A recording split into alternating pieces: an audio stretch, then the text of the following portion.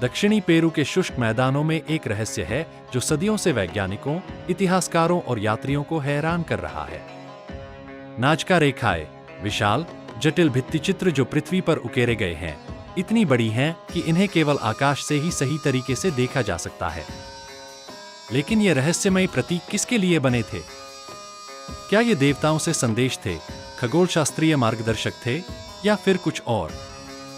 आज हम प्राचीन दुनिया की एक रहस्यमयी रचना, नाजका रेखाओं का पता लगाएंगे।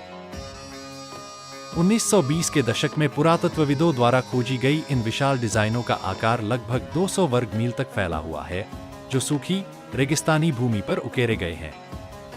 आकाश से देख सकते हैं कि यहाँ सीधी रेखाओं से लेकर जटिल आकृतियां, बंदर, मकड़ी, हमिंगबर्ड और यहाँ तक कि एक विशाल व्हेल भी बनी हुई है। ये विशाल चित्र, जिनमें से कुछ 1000 फीट से भी ज्यादा लंबी है, एक गहरा सवाल उठाते हैं।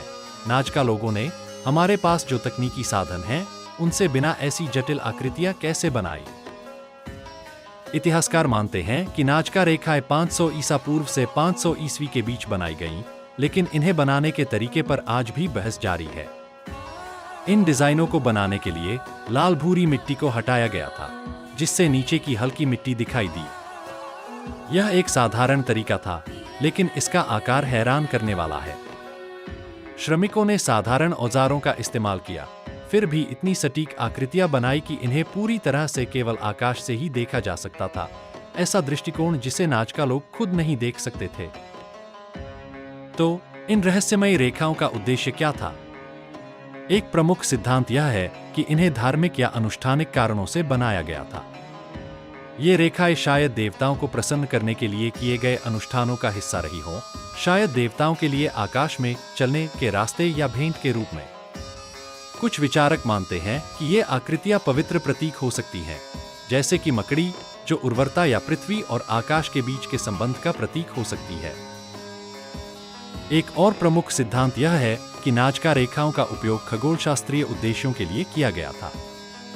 कुछ रेखाएं सोलस्टिस, वर्षा और ग्रीष्म संक्रांति और सूर्य की गति के साथ मेल खाती हैं, जैसे एक विशाल आकाशीय कैलेंडर। कल्पना कीजिए, प्राचीन लोग इन रेखाओं पर खड़े होकर देखते होंगे कि तारे और सूर्य उनकी डिजाइनों के साथ मिलकर चलते हैं, जो उन्हें मौसमों के माध्यम से मार्गदर्शन करते और महत्वपूर्ण घटनाओं को चिह्नित करते।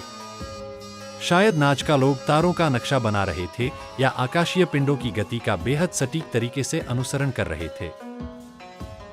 एक और व्यावहारिक सिद्धांत पानी के इर्द गिर्द है, जो इस शुष्क रेगिस्तान में एक आवश्यक संसाधन है। कुछ शोधकर्ता मानते हैं कि ये रेखाएं एक प्राचीन जल उपज प्रणाली का हिस्सा रही होंगी। ये भित्तिचित्र बारिश को आकर्षित करने या पानी को उन क्षेत्रों में निर्देशित करने के लिए बनाई गई होंगी जहां इसकी सबसे ज्यादा जरूरत थी, और इस प्रकार कृषि में मदद करती थी। नाजका लोग, जो एक ऐसे क्षेत्र में रहते थे जहां वर्षा बहुत कम होती थी, शायद इन रेखाओं को बारिश के लिए देवताओं से प्रार्थना करने के रूप में बनाए थे, ताकि उनका कृषि जीवन रेगिस्तान की कठोरता में भी फल फूल सके।